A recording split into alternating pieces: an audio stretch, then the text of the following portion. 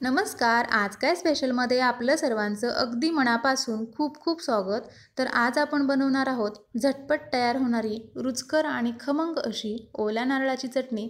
चला तर मग पटकन रेसिपीला सुरुवात करूया. तर त्यासाठी मी 1 वाटी ओल्या नारळाचे काप करून घेतलेले आहेत. असे छोटे काप करायचे.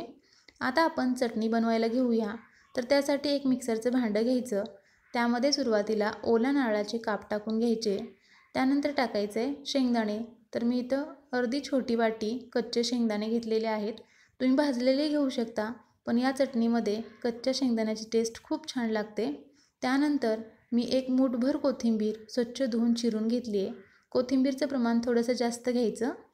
सोबतच मी थोडासा पुदिना देखील घेतला आहे. पुदिन्यामुळे चटणीला एक छान अशी वेगळी टेस्ट येते. त्यानंतर टाकायचं आहे आपल्याला लसूण.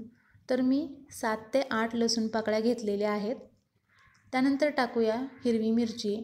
मिरचीसुद्धा मी 7 ते 8 हिरवी मिरची घेतली आहे. तुमच्या आवडीनुसार तुम्ही मिरचीचं प्रमाण कमी जास्त करू शकता.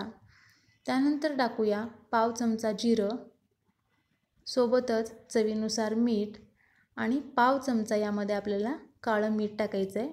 यामुळे सुद्धा चटणी अगदी छान टेस्टी तयार होते. आता झाकण लावायचं आणि पाणी न घालता मिक्सरमध्ये चटणी वाटून घ्यायची आहे. जास्त बारीकही वाटायचं नाही किंवा जास्त जाडही ठेवायची नाही. तर हे बघा, अशा पद्धतीने मी चटणी वाटून घेतली आहे. जास्त बारीकसुद्धा वाटलेली नाही किंवा जास्त जाडसरसुद्धा ठेवलेली नाही. तर अशी चटणी आपल्याला वाटून घ्यायची आहे पाणी न घालता. आता आपण याला एक साधी फोडणी करणार आहोत. तर मी एका छोट्या पॅनमध्ये 1 चमचा तेल गरम करून साधी फोडणी करून घेतली आहे. फक्त जिरं, मोहरी आणि कढीपत्ता टाकलेला आहे. साधीच फोडणी आहे. आता ही फोडणी टाकून चमच्याने व्यवस्थित असं मिक्स करून घ्यायचं. फोडणी नाही टाकली तरीसुद्धा चालेल, तसंही चटणी तुम्ही खाऊ शकता, छानच लागते. तर मी इथं 1 चमचा तेल टाकून अशी साधी फोडणी करून घेतली आहे. चमच्याने व्यवस्थित अशी मिक्स करून घ्यायची. अगदी झटपट तयार होते. चवीला खूप छान लागते. एकदा ट्राय करून बघा.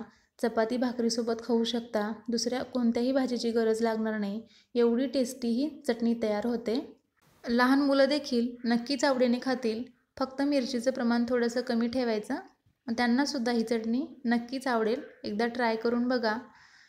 तोंडी लावण्यासाठी सुद्धा तुम्ही वरण भातासोबत किंवा खिचडीसोबत खाऊ शकता. रुचकर लागते अगदी. तर तयार आहे झटपट अशी आपली ओल्या नारळाची खमंग रुचकर चटणी. व्हिडिओ आवडला असेल तर व्हिडिओला लाईक करा. चॅनलला अजूनही सबस्क्राईब केलं नसेल तर प्लीज सबस्क्राईब करा. कमेंटमध्ये नक्की सांगा व्हिडिओ कसा वाटला. भेटूया पुढील व्हिडिओमध्ये. थँक्यू.